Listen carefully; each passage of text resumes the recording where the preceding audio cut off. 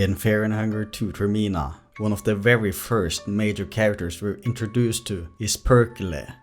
After a horrible nightmare, you'll encounter him atop a gigantic tower. He introduces you to the festival of Termina with the main purpose of taking the lives of every other contestant in the festival. Very little is known about this character, but I will do my best to explain everything we know about this little creature. Have you seen this man in your dreams? This is a poster that can be found all around Perk'ele. This is both a really cool reference and important lore for this character. The reference this poster is based upon is a social experiment ran by an Italian sociologist. It started off with a website called Ever Dream This Man, with a drawing of a face. The website claimed that thousands of people reported seeing this man in their dreams, with a reoccurring phrase being "Go North." A lot of people believed this website to be real for a long time, before 4chan managed to reveal that this was all just a hoax. While looking at the story, I also just noticed that the Wikipedia page for this social experiment directly mentions Perk'ele as a reference to this story. The reason why this is also important lore is because a poster like this, scattered through Perk'ele, would imply multiple characters have seen this man in their dreams. We already know everybody on the train had the same dream with Perk'ele, but this also implies that other people in Perk'ele also has seen this man in their dreams. Why would this be the case? Well, you see, when the player first arrives in Perk'ele, the Termina festival has already begun. Perk'ele has been chosen as a location for the Termina festival, and this festival is divided into 3 phases, with the residents of Perk'ele experiencing dreams of Perk'ele, probably extremely similar to the dream the player had. In this dream, they were told to take lives of other residents of Perk'ele. Some joined in the chaos, while others tried to escape. Trying to escape this madness would make the residents moon-scorch, which transforms them into horrifying creatures scattered all around Perk'ele. The posters you find around Perk'ele of Perk'ele is likely just fragments of the first part of the festival. When the player arrives in Perk'ele, the last phase of the festival begins. This puts all the passengers on the train against each other.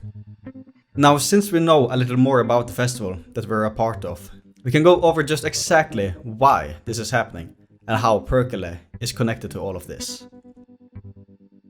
When we first meet Perk'ele, it tells us that he is a servant of Rare.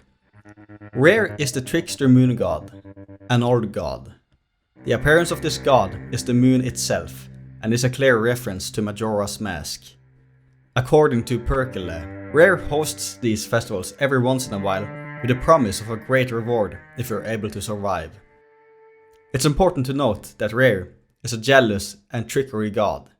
He hates humankind, which might give a hint to the actual purpose of this festival. It seems the Termina festival is just an excuse for Rare to bring damnation and horrors to humankind, with an elusive prize to justify his actions. Once the festival begins, you'll be free to roam Perk'ele, and choose to either engage in the festival or not. Every time you sleep in the game, you'll enter a dream atop a huge tower, where you'll be able to talk with Perk'ele and upgrade your party members. Perk'ele both serves as a guide and an antagonist for the game. It is clear Perk'ele has put you in a terrible situation with this festival, but can we really blame him specifically? He tells you that he is only a servant of Rare, so maybe he doesn't have a choice in what he does. Sorry to burst your bubble, but no, Perk'ele is not in any way innocent.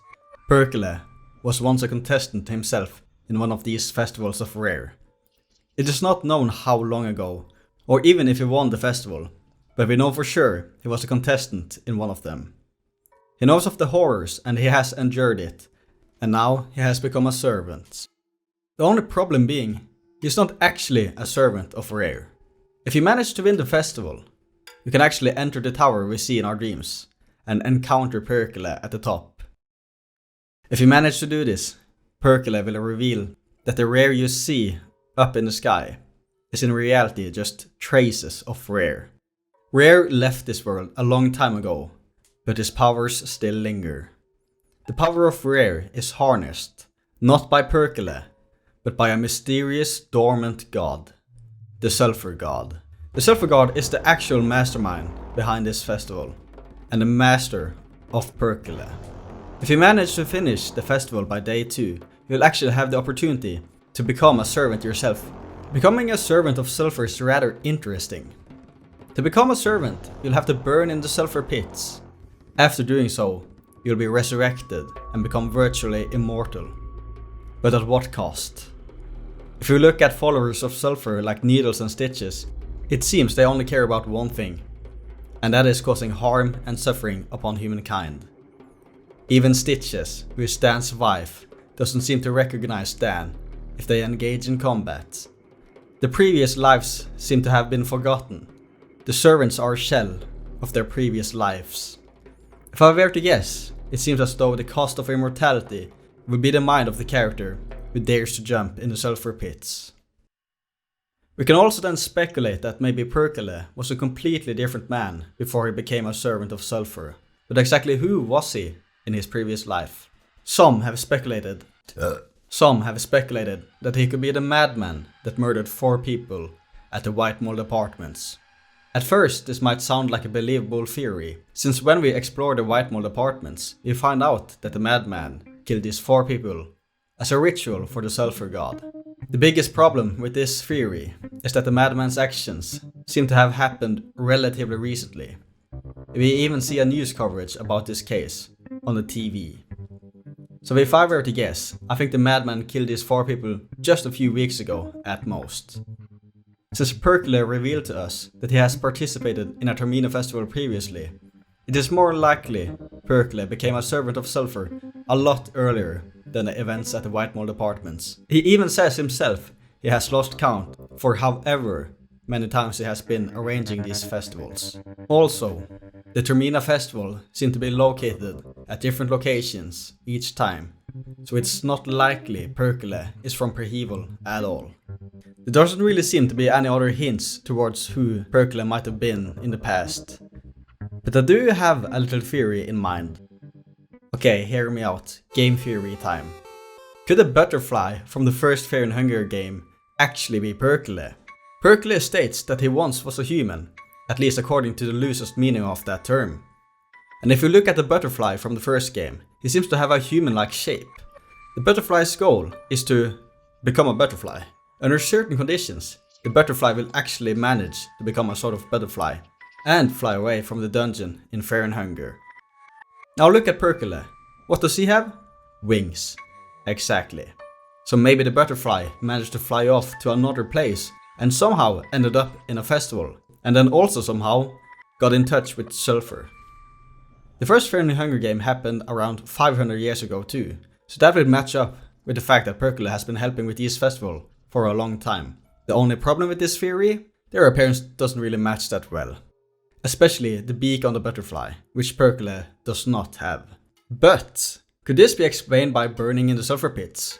We do know that burning in the sulphur pit actually somewhat alters the appearance of people.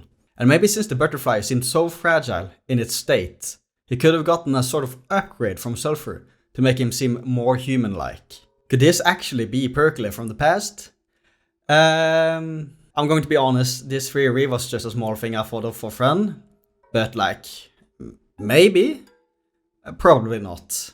Yeah, Perk'ele's past is all shrouded in mystery, and from the information we have now, it is not easy to guess exactly what or who he was before he became what he is today. All we know for certain about Perk'ele is that his master is Sulphur, and that he has been a part of these festivals for a long time.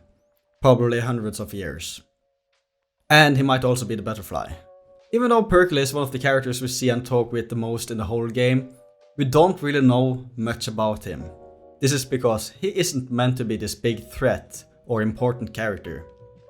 He's just a man taking orders on behalf of his master. He might think for himself that he is the puppet master, stringing us, the player, along to play his little games. But in fact, he is just a servant to the all-powerful Sulphur. Thanks for watching guys, and if you enjoyed this video, make sure to like and subscribe, and leave a comment down below if you have some theories yourself. I hope you have a nice day, and I'll see you in the next one. Peace.